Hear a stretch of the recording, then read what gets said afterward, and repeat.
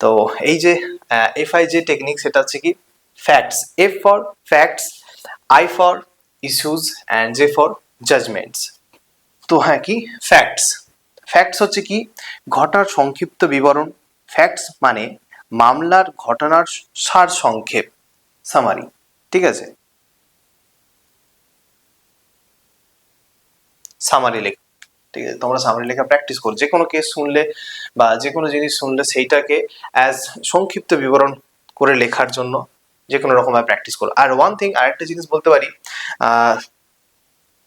এটা খুব ভালো হয়, সেটা করলে কি নিচে লিখছি দেখো,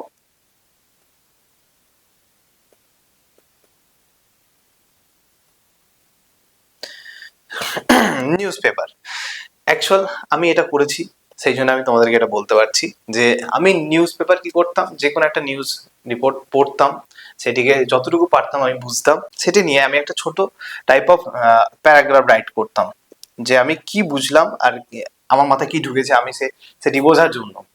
তো আমার এই পদ্ধতিটি তোমরা চাইলে নিজেরা অ্যাপ্লাই করতে পারো, যে কোনো নিউজ পেপার, ইন্ডিয়ান টাইমস অথবা হিন্দু টাইমস, হিন্দু, দা হিন্দু, হিন্দু টাইমস হয় না, হিন্দু হয়, দা হিন্দু। তো ইন্ডিয়ান টাইমস, হিন্দু, তারপর স্টেটমেন্টস, টেলিগ্রাফ, যেসব পেপারগুলো আছে, তোমরা সেই পেপারগুলিকে নিয়ে এরকম একটা যে কোনো একখানা কেস তুলে নিয়ে সেটাকে পড়ে নিয়ে, তো সেটার একটা সামারি বানিয়ে সেটাকে লেখা প্র্যাকটিস করো। নেক্সট, ইস্যু, আদালতের কাছে কোন প্রশ্ন উঠেছে। নেক্সট আসি যে জাজমেন্ট। তো জাজমেন্টে কি হচ্ছে কি আদালতের সিদ্ধান্ত, তো সেটি হচ্ছে কি আদালত কি বলল, কোন যুক্তিতে সিদ্ধান্ত দিল।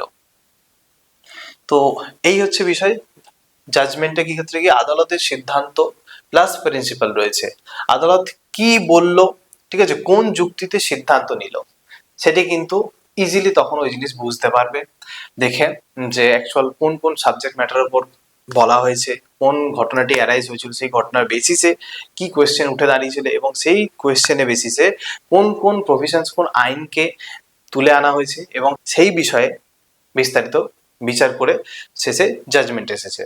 তো এই হচ্ছে বিষয়। আর দেখো নিচের আর দুটো পয়েন্ট আছে, যে জাজমেন্টে শুধু প্রিন্সিপাল অফ ল লিখবে, এটা হচ্ছে এক্সামের খাতায় লেখার জন্য, আর চেষ্টা করবে জাজমেন্ট যেটা আছে সেটা কিন্তু এক লাইনে লেখার চেষ্টা করবে। সো আশা করছি এফআই যে টেকনিকটি বোঝা গেছে। অ্যান্ড চলো লাস্ট পয়েন্ট যাই। লাস্ট পয়েন্ট হচ্ছে, এখানে দেখো যে 7 নম্বর পয়েন্টটা আমি তোমাদের পিপিটিতে সুন্দরভাবে একদম একটা ইন শর্টে বানিয়ে দিয়েছি, তোমরা পিপিটিটা যখন নেবে এটা ওখানে পেয়ে যাবে, তো সেই হিসাবে প্র্যাকটিস করে নিও তোমরা আনসার রাইটিং। সো লাস্ট পয়েন্টে যাচ্ছি এবার, কি একটা কেস লর বেসিসে আমরা এই এফআইজে এই বিষয়টিকে বুঝবো এবার। ঠিক আছে, দেখো কি আছে, Maneka Gandhi versus Union of India 1978, এই একটা কেস হয়েছিল সুপ্রিম কোর্টে, যে এখানে ফ্যাক্টস কি ছিল, ফ্যাক্টস, ইস্যুস, দেন জাজমেন্ট। সো আমরা আসবো এখন কিসে, ফ্যাক্টসে। পাসপোর্ট কর্তৃপক্ষ কারণ না জানিয়ে মেনকা গান্ধী পাসপোর্ট জব্দ করে। ঠিক আছে, মানে কি তারা নিয়ে নেয়, জব্দ করে, যেটা অ্যাকচুয়াল হিন্দি ভাষায় জব্দ কর, ঠিক আছে, জব্দ করনা। তো পাসপোর্ট কর্তৃপক্ষ বিনা কারণে, মানে তাকে কি কারণটা না জানিয়ে মেনকা গান্ধীর যে পাসপোর্ট ছিল সেই পাসপোর্টটাকে তারা কি করে নিজেদের কাছে নিয়ে নেয়, জব্দ করে। তারপর হচ্ছে ইস্যু, কি ওয়েদার, ওয়েদার ন্যায্যতা ছাড়া পাসপোর্ট জব্দ করা আর্টিকেল 21 এর লঙ্ঘন করে কিনা, মানে আর্টিকেল 21 কে লঙ্ঘন করে কিনা, এইটা হচ্ছে কি আমাদের ইস্যু উঠেছিল। এটাই হচ্ছে কি অ্যাকচুয়াল কোয়েশ্চেন, মেইন কোয়েশ্চেন যেটা অ্যারাইজ হয়েছিল সেটা হচ্ছে এই কোয়েশ্চেনটি। তারপরে জাজমেন্টে কি এলো, আদালত রায় দিল যে আর্টিকেল 21 এর প্রসিডিওর এস্টাবলিশড বাই ল অবশ্যই ফেয়ার, জাস্ট অ্যান্ড রিজনেবল হতে হবে, আরবিট্রারি হতে পারবে না।